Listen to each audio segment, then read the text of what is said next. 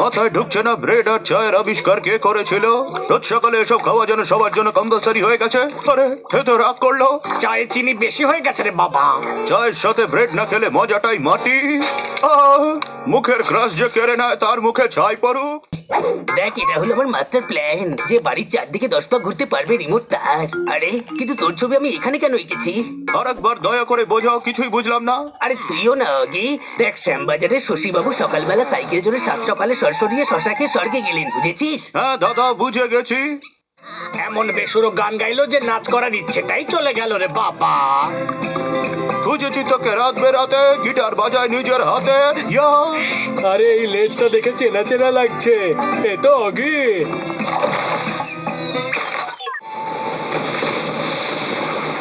আজ প্রথমবার আমার খুব ভয় করছে অগি। ভয়কে দূর করার জন্য শ্বাস প্রশ্বাস নাও দাদা।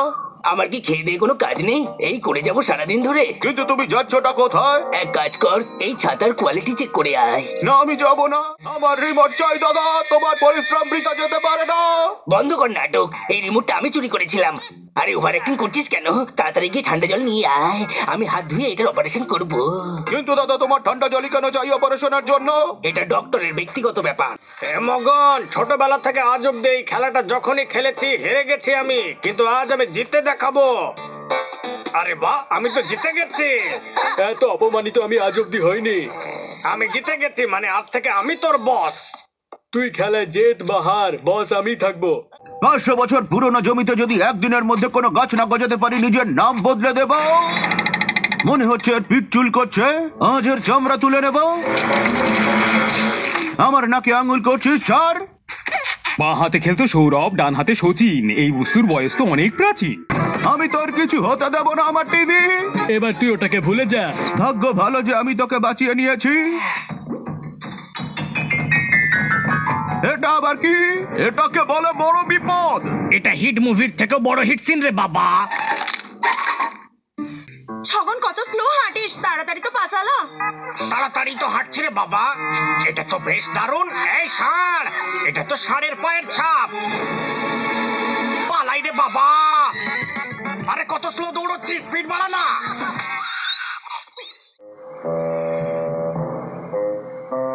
এত বড় সমুদ্রের মাঝখানে একটাও বিল্ডিং দেখতে পাচ্ছি না, খুব বোরিং। আরে বিল্ডিং ছাড়ো, কোনো অফলাইন মিউজিক ক্লাস নেওয়ারও কেউ নেই। মিউজিক তো এই শয়তানগুলোর থেকে বের করে নেব, কিন্তু তোমার পেট ভরবে কি করে? পেয়ে গেছি, ওই দেখো রেস্টুরেন্ট। কেউ আছেন? আপনি একে চেনেন? আমি তো জানি না, ওকে জিজ্ঞেস কর, সব হাড়ের খোঁজ ও জানে। সানোরিটা, তুমি একে চেনো? জানি তো বটে, কিন্তু মনে পড়ছে না। ও সরি। কোথায় দেখেছি একে? কে তুমি? আমি একজন শান্তশিষ্ট দুষ্ট মিষ্টি বাচ্চা। সেটা আমিও দেখতে পাচ্ছি, কিন্তু তোকে দেখেই আমার মধ্যে মমতা টকবক করে ফুটে উঠছে। বাহ, কি দারুণ ব্যাপার। উলুলুলুলুলু। এটা তো আমার খুব পছন্দ। ঠিক আছে, পরের বার দুটো দেব। আরে না না, এটা একদম চলবে না। হ্যাঁ, এটা ঠিক আছে, আমি খুব ট্যালেন্টেড, তাই না? খিদেতে আমার অবস্থা খারাপ। স্ট্রবেরি আর লেবু দিয়ে একসাথে শরবত বানিয়ে খাবো। রেডি হয়ে যা। আরে এত লাফাচ্ছিস কেন? মনে হচ্ছে কোনো গোলমাল করে ফেলেছি। বড় বড় দেশে ছোট ছোট সারপ্রাইজ তো হই থাকে সানোরিটা, আর এটাই তোমার সারপ্রাইজ। Open your eyes. এই শহরটা তো বেশ যেন রূপকথার দেশ। এখানে তো খুব শান্ত পরিবেশ। আমার দারুণ লেগেছে তোমার সারপ্রাইজ। ভালোই হয়েছে, রাজপ্রাসাদে চাকরি পেয়েছি, এবার জীবনটা আরামে কাটবে। ও নো, সরি। সরি আবার কি? এটা একটা সময় হলো কাজে আসার। দেখ কটা বাজে।